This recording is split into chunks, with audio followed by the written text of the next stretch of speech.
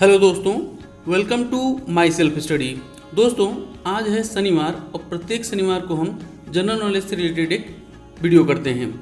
हमेशा की तरह दोस्तों, मैं यहाँ पे आपको प्रश्नों का उत्तर तो बताऊंगा ही, साथ ही टॉपिक से रिलेटेड इंपॉर्टेंट फैक्ट्स भी बताऊंगा और उन्हीं फैक्ट्स से रिलेटेड वीडियो के अंदर मैं आपसे एक प्रश्न पूछूंगा जिसका उत्तर आपको देना होता है।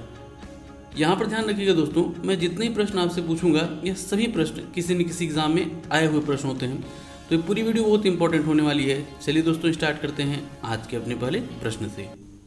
और प्रश्न है, भारतीय ब्रह्म समाज के संस्थापक कौन थे? और आपके ऑप्शंस हैं देवेंद्रनाथ टैगोर, ईश्वर चंद्र विद्यासागर, केशव चंद्र सेन या फिर राजा राम मोहन राय। दोस्तों, इसका सही आंसर होगा ऑप्शन थर्ड, केशव चंद्र सेन। ध्यान दीजिएगा दोस्तों कि यहाँ प्रश्न में भारतीय ब्रह्म समाज पूछा गया है, न कि ब्रह्म समाज। अगर दोस्तों यहीं पर पूछ लिया था ब्रह्म समाज तो इसका सही आंसर हो जाता ऑप्शन फोर्थ, राजा राम मोहन राय। जैसा कि आप जानते हैं दोस्तों कि राजा राम मोहन राय जी के द्वारा वर्ष 1828 ईस्वी में ब्रह्म समाज की स्थापना की गई थी। लेकिन दोस्तों, जब उनकी मृत्यु हो जाती है वर्ष 1833 ईस्वी में, उनकी मृत्यु के पश्चात कई और भी जो उनके उत्तराधिकारी थे उनके द्वारा ब्रह्म समाज को आगे बढ़ाया जाता है और उन्हीं उत्तराधिकारियों में एक थे देवेंद्रनाथ टैगोर जी। इसके बाद दोस्तों, देवेंद्रनाथ टैगोर जी ने ही वर्ष 1857 ईस्वी में तत्वबोधिनी सभा के संस्थापक रहे केशव चंद्र सेन जी को ब्रह्म समाज की सदस्यता प्रदान की और उन्हें आचार्य नियुक्त किया। लेकिन दोस्तों, और भी आगे चलने पर कालांतर में हुआ क्या कि केशव चंद्र सेन और देवेंद्रनाथ टैगोर, इन दोनों लोगों के बीच में विचारों में जो है कि असमानता आने लगी, दोनों में दूरियां बढ़ने लगी। इसके बाद दोस्तों, केशव चंद्र सेन जी ने ब्रह्म समाज से ही अलग होकर भारतीय ब्रह्म समाज की स्थापना की और वहीं पर दोस्तों जो पुराना ब्रह्म समाज बचा रहा उसको आदि ब्रह्म समाज कहा गया। इस प्रकार दोस्तों, आदि ब्रह्म समाज के जो संस्थापक रहे वो देवेंद्रनाथ टैगोर हो गए और जो भारतीय ब्रह्म समाज था या जिसे नवीन ब्रह्म समाज भी कहा जाता था, उसके संस्थापक केशव चंद्र सेन हुए। अगला प्रश्न है, प्रार्थना समाज के संस्थापक कौन थे? और आपके ऑप्शंस हैं आत्माराम पांडुरंग, बाल गंगाधर तिलक, श्रीमती एनी बेसेंट या फिर रास बिहारी बोस। दोस्तों, इसका सही आंसर होगा ऑप्शन फर्स्ट, आत्माराम पांडुरंग। इस संदर्भ में दोस्तों आपको बता चलूँ कि जैसा कि पिछले प्रश्न में मैंने आपको बताया कि केशव चंद्र सेन, दोस्तों केशव चंद्र सेन जी से ही प्रभावित होकर आत्माराम पांडुरंग ने महादेव गोविंद रानाडे जी के साथ मिलकर वर्ष 1857 ईस्वी में बम्बई में प्रार्थना समाज की स्थापना की।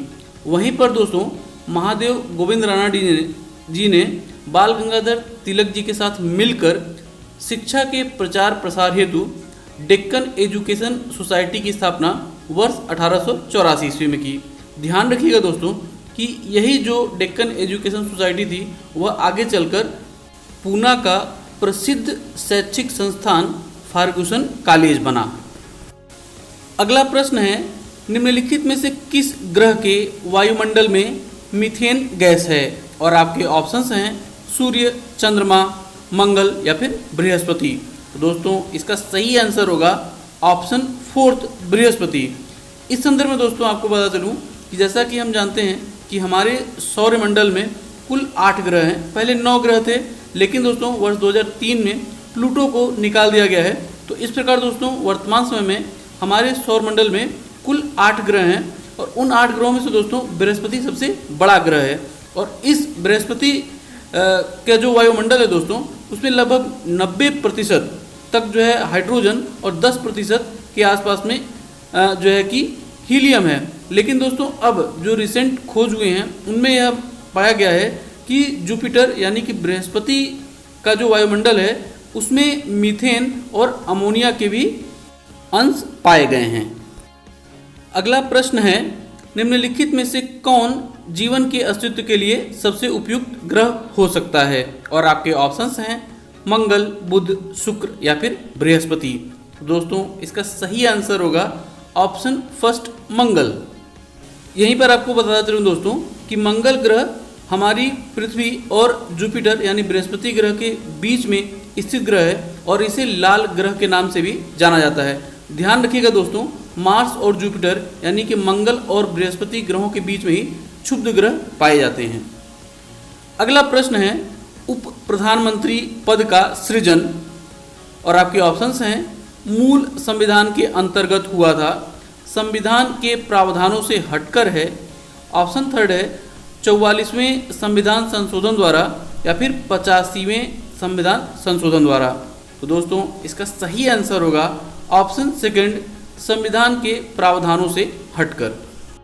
तो इसका मतलब ये है दोस्तों कि जो हमारा संविधान है उस संविधान के अंदर कोई भी उप प्रधानमंत्री पद की कोई भी व्यवस्था नहीं है, लेकिन दोस्तों समय समय पर प्रधानमंत्री के राजकीय कार्यों में सहायता देने के लिए कई बार जो है उप प्रधानमंत्री भी बनाए गए हैं, और अभी तक स्वाधीनता प्राप्ति के पश्चात कुल 7 उप प्रधानमंत्री बनाए गए हैं।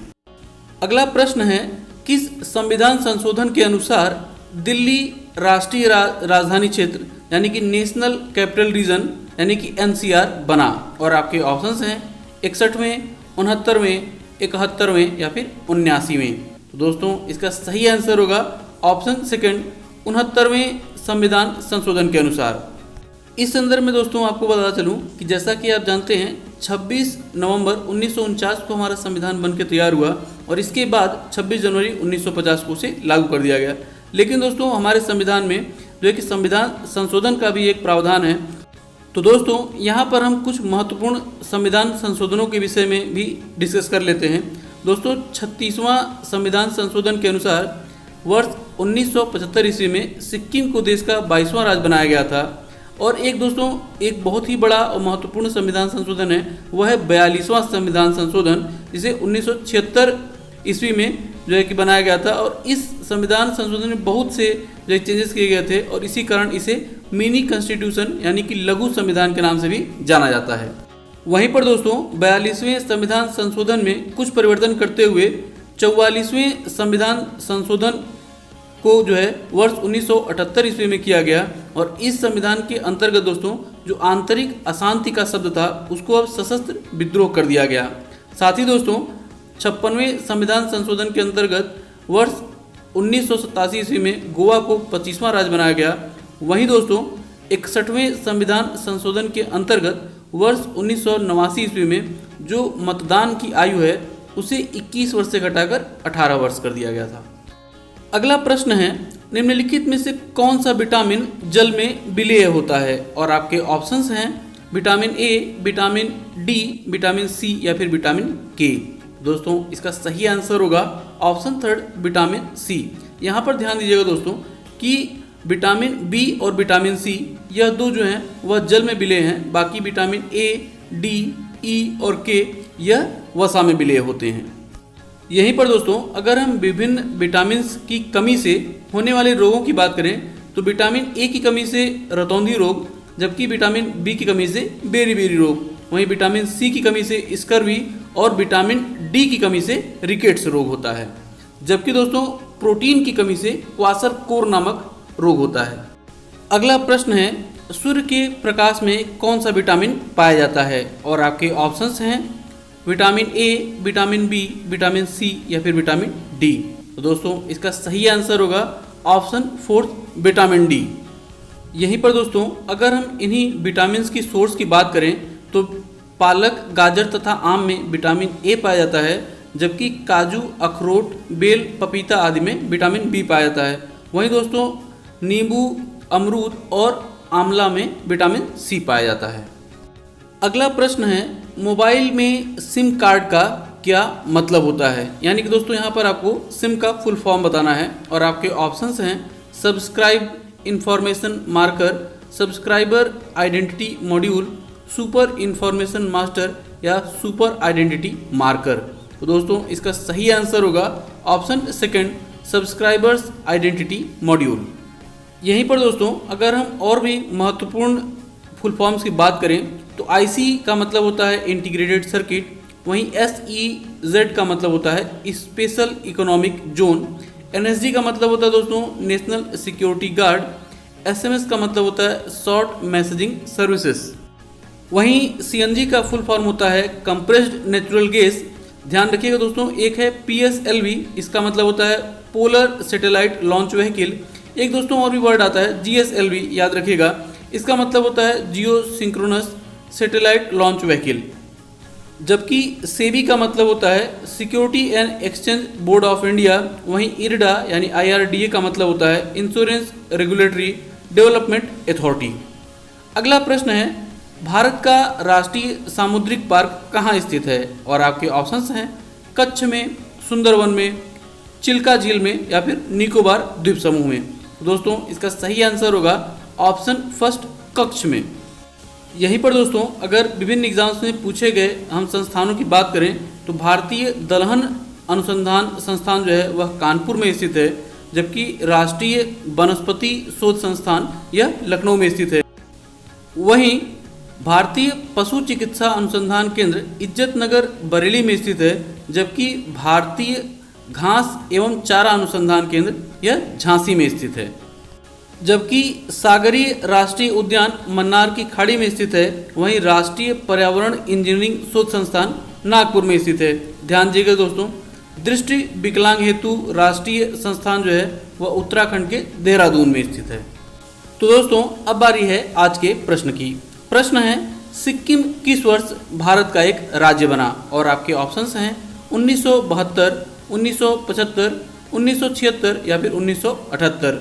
हमेशा की तरह दोस्तों अगर आपने पूरी वीडियो बहुत ध्यानपूर्वक देखा होगा तो इस प्रश्न का सही उत्तर आपको इसी वीडियो में अभी तक मिल चुका होगा। प्रश्न का सही उत्तर नीचे आप कमेंट बॉक्स में कमेंट करके बता सकते हैं। दोस्तों इसी तरह के इंटरेस्टिंग क्वेश्चन सर्च के लिए आप हमारा फेसबुक पेज माई सेल्फ स्टडी को भी ज्वाइन कर सकते हैं। फेसबुक पेज का लिंक नीचे डिस्क्रिप्शन बॉक्स में दे दिया गया है। दोस्तों उम्मीद करता हूँ कि वीडियो जरूर आपको पसंद आई होगी और आपको कुछ न कुछ जानने को मिला होगा। वीडियो अगर आपको पसंद आई हो और आपको कुछ न कुछ जानने को मिला हो, वीडियो को लाइक और शेयर करना ना भूलिएगा, साथ ही चैनल को सब्सक्राइब भी। इसी नोट के साथ दोस्तों वीडियो को ही समाप्त करता हूँ और मिलता हूँ आपसे कल सुबह 5:30 बजे करंट अफेयर सीरीज की एक और वीडियो के साथ। तब तक के लिए जय हिंद।